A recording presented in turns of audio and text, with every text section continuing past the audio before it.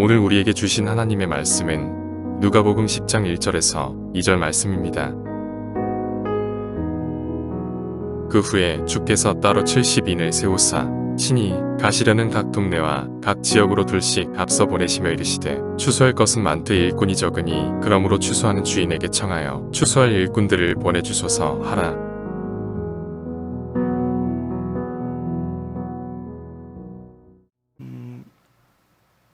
여러분, 오늘은 맥주 감사 절기입니다. 맥주 감사 절기는 한마디로 말하면 추수한 자들의 절기죠. 추수한 것이 없는 사람들이 감사를 하는 것은 사실 어불성설입니다. 추수를 했기 때문에 감사하고 그것이 감사해서 지키는 절기가 추수 감사 절기인데, 여러분이 지난 반년 동안 맥추 말 그대로 보리를 거두어서 감사하는 이 절기에 사실 여러분 농경사회를 떠난 분들이 많아서 이 절기가 의미가 없는 절기가 될 수도 있습니다. 그러나 여러분 반년 동안 여러분을 아끼고 사랑해 주시고 보호해 주신 그 하나님의 은혜를 여러분이 발견하고 진심으로 감사할 수 있는 은혜가 여러분에게 또한 있으시기를 진심으로 축복합니다. 자, 그런데 이번 맥주 감사 절기를 준비하면서 저에게는 한 가지 고민이 생겼습니다. 행정안전부가 발표한 2020년 6월 주민등록에 등재되어 있는 인구와 세대 현황 분석이라는 보고서가 발표가 됐습니다. 우리나라 전체의 가구 수는 약 2,300만 가구가 있는데 그중에 876만 가구가 1인이 사는 가구입니다. 비율로 따지면 38.5%, 그러니까 40% 가까운 가정이 혼자 살고 있다라는 것입니다. 2013년 60대 이상 고독사가 618명이었습니다. 그리고 2018년에는 1539명으로 2년 사이에 2배가 증가하였습니다. 또 2020년 서울시가 발표한 고독사 사망 현황을 보면 2019년에 서울시에서만 69명이었던 비율이 2020년 1년 만에 1년도 아니고 채 8월 달에 조사를 해보니까 118명으로 정확히 2배가 증가하였습니다. 뿐만 아니라 2020년 한 해 동안 20대 청년의 고독사가 97명이었고 해마다 증가하고 있습니다. 20대 청년들에게 물었습니다. 그랬더니 평소 우울감이나 좌절감을 경험하고 있다라고 응답한 비율이 약 80% 정도였습니다. 그리고 매일 우울하고 좌절감을 느껴서 나는 내 생명을 끊고 싶다라고 대답한 비율이 16.3%였습니다. 그러니까 청년들 중에 80%는 인생이 사는 것도 재미가 없고 너무 괴롭기만 하고, 그 중에 또 20% 가까운 청년들이 매일 나는 죽고 싶다라는 생각을 하며 살고 있는 현실, 그리고 이 모든 지표가 가리키고 있는 방향은 한마디로 말하면 모두가 불행한 시대라는 거죠. 주님께서 오셨던 시대도 우리 시대만큼이나 불행하고 우울한 시대였습니다. 성경에 등장하는 수많은 귀신 들린 사람들, 병든 사람들이 증명하는 것이 무엇입니까? 예수님 때나 지금이나 많은 사람들이 외로움을 느끼고 괴로움을 경험하고 사는 것보다 죽는 것이 낫다라고 생각하는 생각을 끊임없이 하면서 살아가고 있다는 것이죠. 그런데 그런 시대에 오셨던 우리 주님께서 그들에게 어떻게 하셨습니까? 병든 자를 고치고 귀신 들린 자를 쫓아내주고 그들의 마음을 위로해 주셨어요. 그들 모두를 만날 때마다 위로하시고 치유해 주시고 고쳐 주셨습니다. 그리고 오늘날에도 우리 주님은 주님이 사랑하는 자들을 위로하고 치유하고 고쳐주고 계십니다. 여러분, 이렇게 우리 주님께서는 병든 자, 상한 자, 어려운 자, 외로운 자들을 만나주시고 위로하고 치료해 주셨는데, 이때 주님께서 그렇게 하실 뿐만 아니라 주님께서는 세상을 바라보시며 자신의 준비된 제자들을 파송하십니다. 이것이 오늘 누가복음 10장 1절부터 기록된 내용입니다. 여러분, 10장 1절, 그 후에 주께서 따로 70인을 세우사 친히 가시려는 각 동네와 각 지역으로 둘씩 앞서 보내셨다, 이렇게 되어 있죠.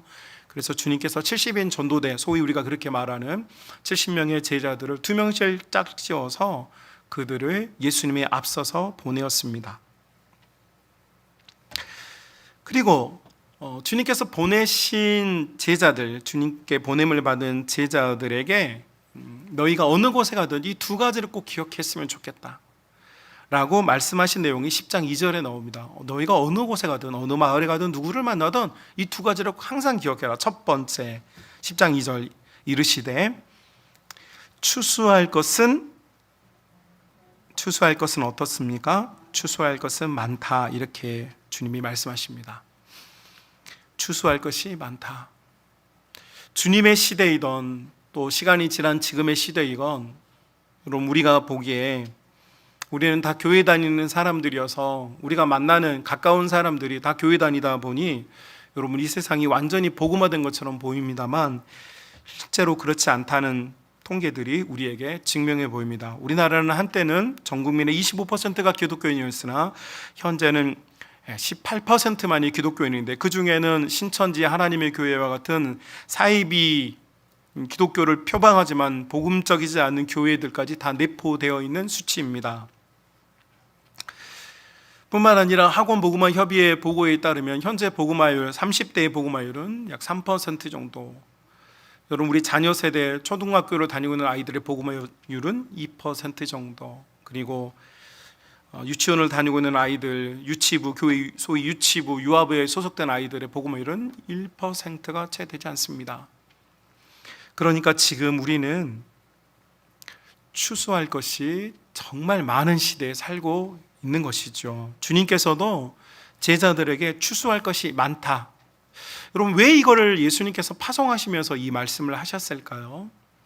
여러분, 우리는 우리가 만나는 사람들이 예수님을 믿는 경우가 많기 때문에 추수할 것이 없다고 생각하는 성향과 경향이 있습니다. 그러나 여러분, 교회 문 밖을 열고 나가면 주님의 도움과 주님의 위로와 주님의 치유가 필요한 사람들이 지금 너무너무 많다라는 것이죠.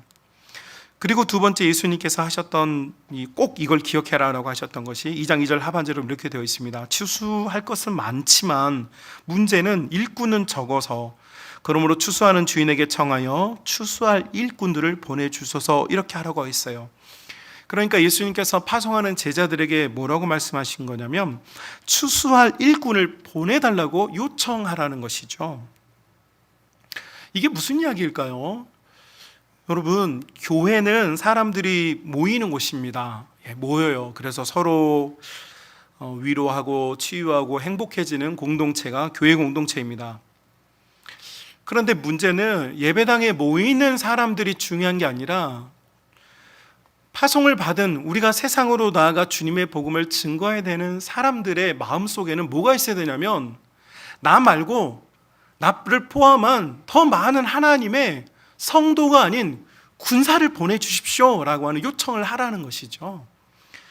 그러니까 예배당 안에 모여서 나는 예수님 믿습니다 라고 고백하는 사람들도 소중하지만, 제가 조용히 설교한다고 눈을 감으시면 안 돼요.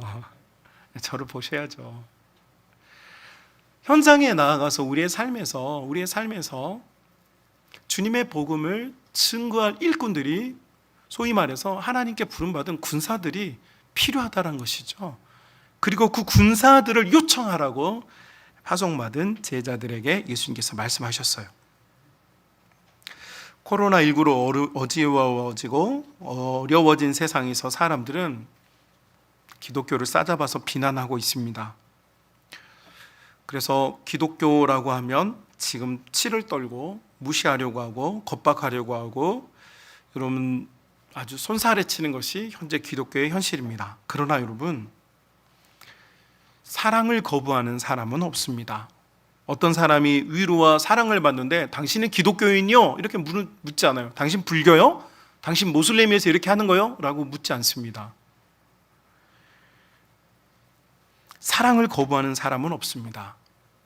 여러분 누가복음 10장 전체를 사실 다 읽어야 여러분 우리가 사실 이 본문을 쉽게 이해하는데 그럴 시간이 없어서 제가 여러분에게 잠깐만 정리해서 말씀드리겠습니다.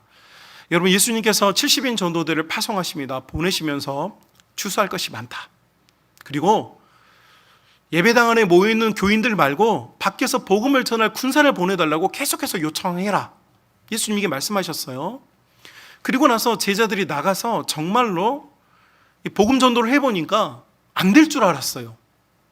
그런데 하늘에서 사탄이 벼락 맞고 떨어지는 장면을 보고 병든 자를 위해서 기도했는데 여러분 병든 자가 일어나고 억눌림 당했던 자들이 자유함을 얻는 장면들을 제자들이 보게 돼요. 그래서 돌아와서 주님께 막 보고를 드려요. 주님, 정말로 기적을 보았습니다. 주님, 정말로 주님의 복음이 안 먹힐 줄 알았는데 너무 강박한 세상이 안 될 줄 알았는데 주님 정말로 사람들이 변화된 걸 보았습니다 라고 보고를 드려요. 그 다음에 나오는 게 뭐냐? 예수님께서 하나님께 감사 기도를 드려요. 어떤 감사 기도를 드리냐면 하나님 아버지 감사합니다.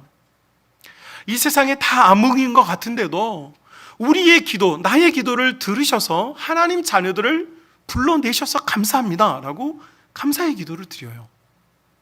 그리고 나오는 사건이 여러분이 잘 알고 있는 익숙한 소위 말하는 선한 사마리아 사건입니다. 선한 사마리아인 사건. 예수님께서 제자들에게 돌아온 제자들에게 이제 이 제자들이 또 나가야 돼요. 세상을 향해서. 처음에는 주님이 주신 권능으로 나갔어요. 하늘에서 번개가 치고 마귀가 길바닥에 내팽개침을 당하고 귀신을 내어 쫓고 병든 자가 고침을 받는 이 권능을 가지고 나아갔어요. 그런데 주님께서 이제 또 보냄을 받을 제자들에게 말씀을 하시는 비유예요.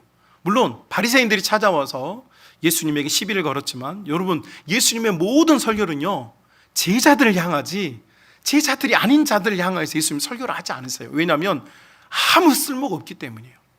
자, 예수님께서 비유를 들어주세요. 내가 살기 바쁘다. 그래서 사람들이 다 제사장이고 레위인인데 교회 다니는데 신앙인이고 직분자들인데 옆집 사람이 어떻게 사는지 관심이 없다. 어떤 사람이 죽어가는지 아픈지 고독사를 당하는지 괴로운지 관심이 없다. 나 살기 바빠서 나 살기 바쁜 길로만 다닌다. 교회를 가야 된다고 분주한데 교회를 가려고 하는 그 마음의 중심에 아무것도 없다. 그저 성전을 향해 갈 뿐이다. 그래서 레위인과 제사장이 세상에 너무 많다. 그러나 사마리아 사람을 봐라. 이 사람은 그 사람이 성전을 향해 여행을 하던 사람이다. 이 사람은 사마리아 성에서 예루살렘 성을 향하여 나아가던 사람이다. 그런데 이 사람은 자기가 예배하는 공간에 가기 위한 것이 목적이 아니고 이 사람은 어려움을 당한 자, 괴로움을 당한 자, 슬픔을 당한 자, 아픔을 당한 자를 위하여서 그를 위하여서 자신을 헌신한다.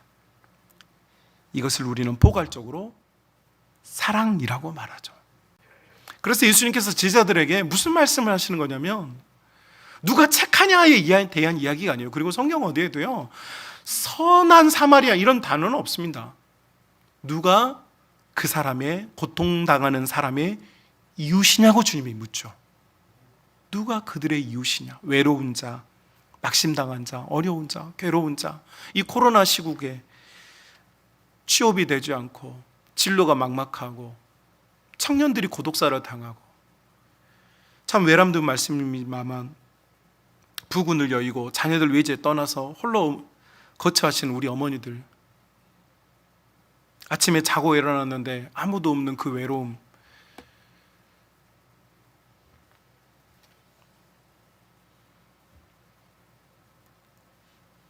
여러분 그 외로움을 누가 알아주겠습니까? 그런데 우리는 다 레위인이고 다 제사장들인데 우리의 갈 길이 너무 바빠요.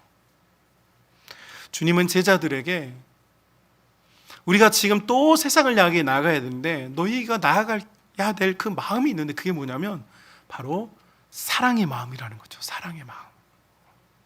여기서 여러분이 아멘을 하셨어야 해요. 정신을 바짝 차리십시오. 우리가 나아가야 하는데요, 사랑의 마음을 가지고 나아가야 해요. 그리고 나서 나오는 사건이 마르다와 마리아 사건이라는 사건입니다. 예수님께서 정말 사랑하는 한 가정을 방문해요. 나사로의 가정을 방문했는데, 나사로에게는 두 동생이 있어요. 마르다와 마리아. 이 두 자매는 엄청 예수님을 좋아해요. 예수님 말씀 좋아하고 예수님을 너무 사랑하고 예수님을 섬기는 걸 좋아해요. 그래서 언니였던 마르다는 급하게 부엌에 들어가서 막 이제 냉장고에 있는 재료를 꺼내서 빨리 잡채를 만들고 소불고기를 만들고 홍어회를 사오고 막 분수해요. 땀방울 흘리면서 우리 예수님 잘 대접해야지 막 하고 있어요. 그런데 어느 순간 보니까 자기 동생이 옆에서 밥도 짓고 된장 시래기 된장국도 좀 끓이고 해야 될 이 녀석이 없어졌어요. 가봤더니 이 녀석이 예수님의 발치에 앉아서 예수님의 말씀을 듣고 있어요. 그러니까 마르다가 얼마나 화딱지가 나는지 버럭 소리를 질렀어요.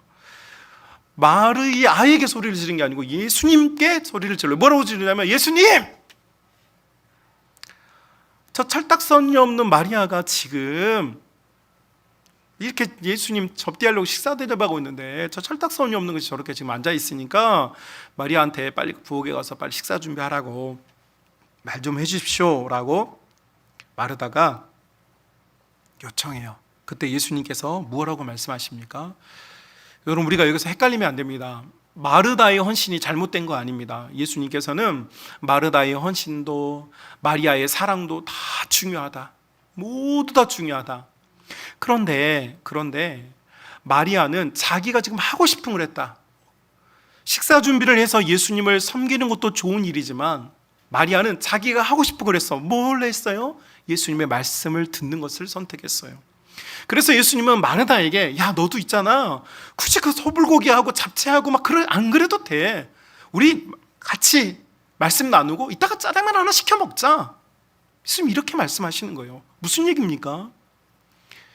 여러분, 우리는 다 섬김과 사랑의 마음을 가지고 있어요. 이 중에 그런 마음이 없는 성도가 없어요. 다 그런 마음이 있어요. 그런데 예수님께서 마르다가 잘못됐고 마리아가 잘했다라고 하시는 게 아니에요. 예수님께서는 그 마음에 사랑이 있는 대로 움직여라 이 말이에요. 사랑이 있는 대로.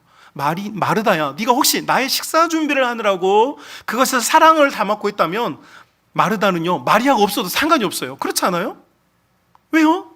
내가 사랑하는 주님께 내가 식사 대접 한번 하고 싶은 마음만 있으면요, 누가 1000사람이 준비를 하다가도 999사람이 다 떠나가도 너요, 나 혼자서라도요 그거 합니다. 왜요? 사랑의 마음이 있으니까. 남이 잘하든 못하든 무슨 상관이에요? 내가 하면 되지.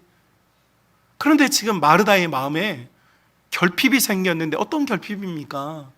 내가 사랑해서 하면 될 일을 남이 안 하니까 나도 하기 싫어. 마리아는, 주님께서 그래요. 마리아는 그 아이가 사랑하는 걸 선택했어. 너도 음식 장만하는데 괴로워하지 마. 나랑 같이 있고 싶으면 그냥 나랑 같이 있어도 돼. 이따가 치킨 시켜 먹자. 이것이 누가복음 10장 전체 풀스토리예요. 자, 여러분, 제가 여러분께 이 10장 전체 풀스토리를 여러분께 간략하게 설명드린 이유가 있어요. 제자를 파송하신 주님, 그리고 마지막 그의 곁에서 가장 사랑했던 두 여인, 그 이야기를 이어지는 과정에서 예수님이 계속해서 강조하시는 핵심적인 메시지가 뭔 것 같습니까? 바로 사랑이에요. 여러분, 사랑이 결국은, 예수님의 사랑이 세상을 변화시키고요, 예수님의 사랑이 사람을 변화시키고 예수님의 사랑이 모든 것을 바꾸어 놓는다라고 하는 진리를 우리가 붙잡아야 될 줄 믿습니다. 여러분, 미국의 신시내티라고 하는 한 도시가 있습니다.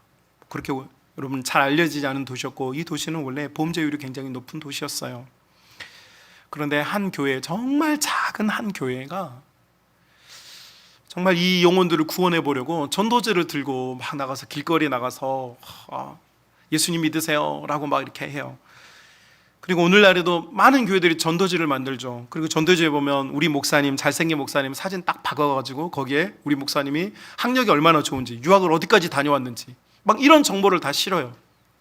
그래서 우리 교회가 얼마만큼의 수준을 가졌는지, 우리 교회 예배 사진을 딱 펼쳐놓으면서 우리 교회에 얼마나 교인 성도가 많은지, 예배 시간을 많이 늘려놓아서 우리 교회에 얼마나 많은 성도가 모이고 있는지라고 하는 뭔가 예수님을 자랑하는 프로파일이 아니고 그냥 교회를 홍보하는 홍보 전단지를 많이 나누고 있어요.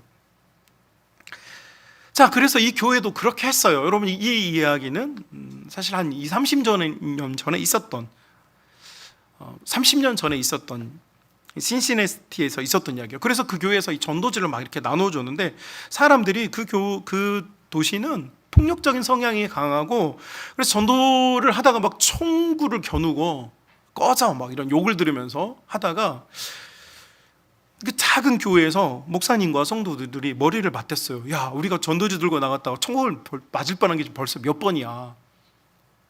고민을 하다가 이 공동체에서 야, 우리 그러지 말고 우리 교회를 홍보하고 그렇게 하지 말고 차라리 예수님의 사랑을 나누어 줍자 전략을 바꿨어요. 그래서 이 사람들이 뭘 했냐면, 여러분 넝마 아십니까? 넝마 기억하세요?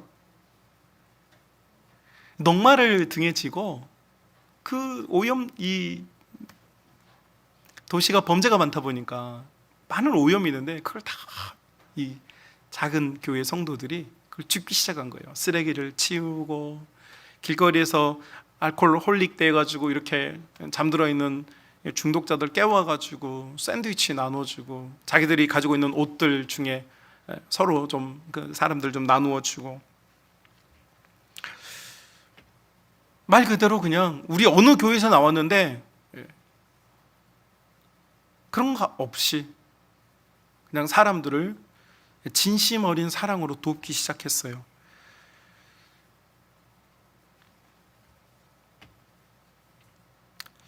그리고 놀라운 결과가 일어나요. 그 자꾸 소박했던 교회는 1000명이 넘는 교인들이 모였어요. 그 시간은 3년 정도였어요. 왜 그렇게 됐을까?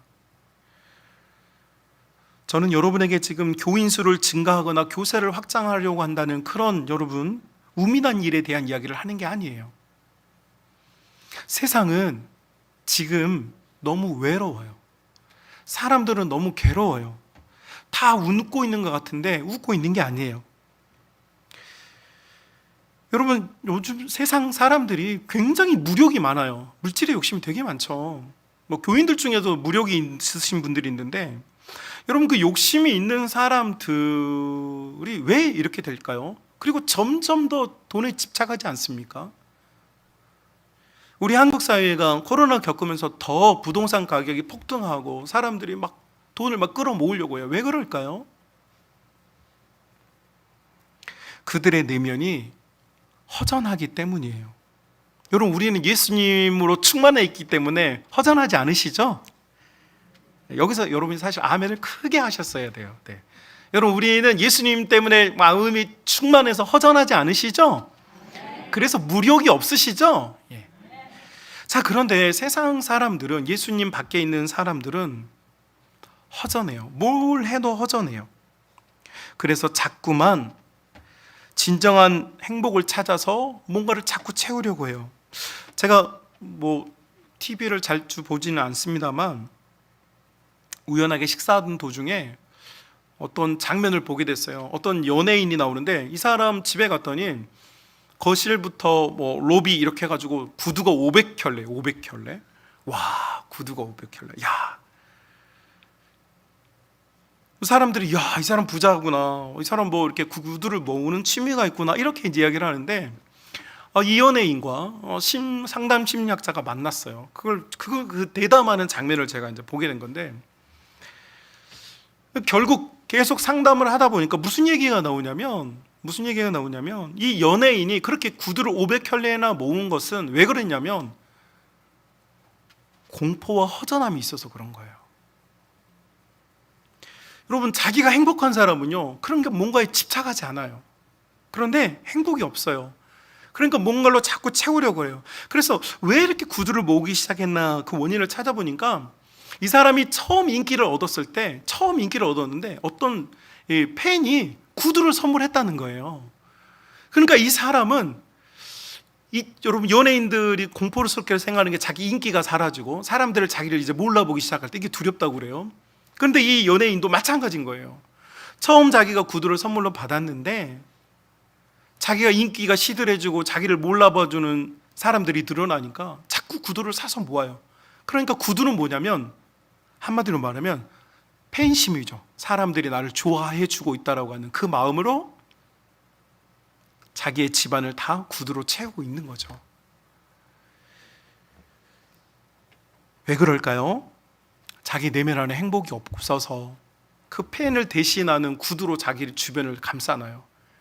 그래서 자기를 진짜 좋아해주는 사람, 나를 좋아해주고 있다라고 자기가 착각하고 있는 거죠. 이것이 지금 이 시대를 살아가고 있는 사람들의 다 비슷한 심정인 것 같아요. 그래서 돈, 재정, 재물, 뭔가 내가 있어야 내가 그래도 안정감이 드는 이 상황. 진정한 행복한 사람은요, 행복을 찾아 길을 떠나지 않습니다. 왜냐하면 사랑과 행복이 지금 여기에 있기 때문이에요. 사랑하는 우리 성만의 가족 여러분, 지금 수많은 사람들이 돈에 미쳐 있는 것 같아도요, 사실은 돈에 미쳐 있는 게 아니에요. 너무 외로워서 그러는 거예요. 너무 사는 게 힘들어서 그러는 거예요. 그래서요, 뭔가 하나를 설정했어요. 모두가 좋아하는 걸 설정한 거예요. 다 같이 그걸 하려고 해요. 그러나 여러분, 지금 이 시대일수록, 더 어려울 때일수록, 더 괴로운 시절일수록 필요한 건 뭐냐면요, 우리 예수님의 사랑인 줄로 믿습니다. 우리 교회가 사랑을 들고 세상으로 나아가는 사랑의 추수자들이 되어야 될 줄로 믿습니다. 여러분, 오늘 본문에 추수한다라는 말이 나와요. 여러분, 사실 이 단어는요, 지난 기독교 2000년 동안 기독교의 용어였어요. 우리 정상적인 교회들의 용어였어요. 그래서 영혼을 추수해야 한다라고 하는 늘 기도를 했어요. 그런데 어느 순간 마귀가 저 사이비 이단들한테 이 단어가 가버리는 바람에 우리가 이제 교회에서 이 추수라는 단어를 쓰지 못하게 돼버렸어요. 너무 안타깝죠. 여러분, 이건 마귀가 하는 짓이라고 생각해요. 여러분, 우리는 정정당당하게요, 교회가 이제요, 저 죽어가는 영혼을 거두기 위해서 애쓰는 추수자들이 되어야 될 줄로 믿습니다. 자, 제가요, 그래서 이렇게 설교를 마치면 안 될 것 같은 거예요. 왜냐하면 좋은 설교자는 항상 대안이 필요하다. 그냥 격려하고 끝나버리면 우리가 어떻게 해야 될지를 몰라요. So what? 그래서 어쩌라는 거지? 이렇게 되더라고요. 그래서 여러분, 제가 고민하다가 여러분에게 한 가지의 제안을 해보려고 해요. 제가 1부 때도 했어요. 한번 따라해 볼까요? 112. 한 번 더요. 112. 112. 여러분, 익숙한 번호죠? 뭐 하는 번호입니까? 네, 신고하는 번호인데, 여러분, 우리는 이걸 좀 멋지게 써보자고요. 여러분께 제안을 드려봅니다. 우리가 여러분 아는 사람들 말고 한 달에 한 번 2만 원을 우리의 전도 대상자, 아니 꼭 전도 대상자 아니어도 외롭고 힘들고 혹은 지쳐 있고 그런 사람들을 위해서 우리가 우리의 재물을 한번 써보면 어떨까, 이런 생각을 하게 됐어요. 어렵지 않죠? 한 달에 한 번 2만 원. 2만 원이면 수박도, 참외도, 자두도, 살구도, 혹은 아이스크림도, 호빵도, 찐빵도. 왜 목사님 2만 원이어야 합니까? 아니요, 그런 건 아니에요. 다만 여러분, 우리가 우리 재정의 어떤 한 부분을 떼어서 오병이어처럼 나누어 주자는 거죠.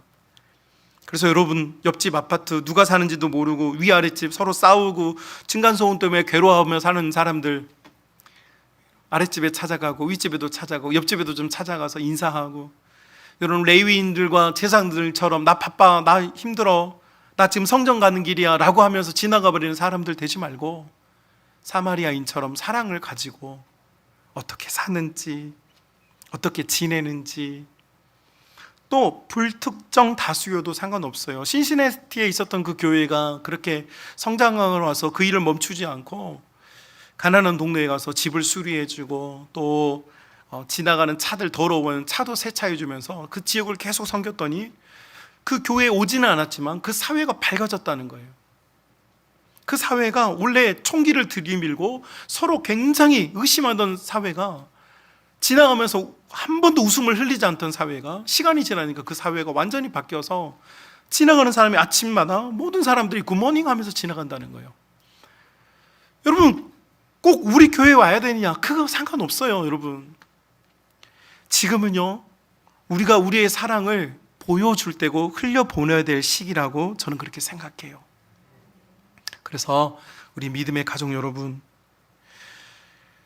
맥주 감사 절기인데 우리 육신은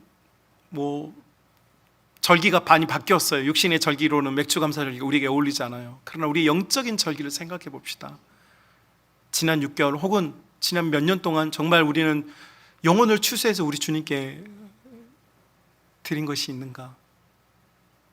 그렇지 못했다면 여러분, 이제 오늘부터 결심하고 우리가 나아가서 우리 추수감사절기 11월 말에 있는 추수감사절기 때는 주님께 영혼을 선물로 드릴 수 있는, 그리고요 꼭 그렇게 하지 않더라도요 지속적으로 우리가 주님의 제자이니까 사랑을 가지고 사랑을 나누어주고 사랑을 베풀어주고 두려워하지 마시고 주님의 사랑 가지고 나아가면 여러분, 주님이 약속한 일들이 우리를 통하여서 일어나고 나타나게 될 줄로 믿습니다. 그 일을 경험하는 복된 주의 자녀들이 다 될 수 있기를 주님의 이름으로 축복합니다.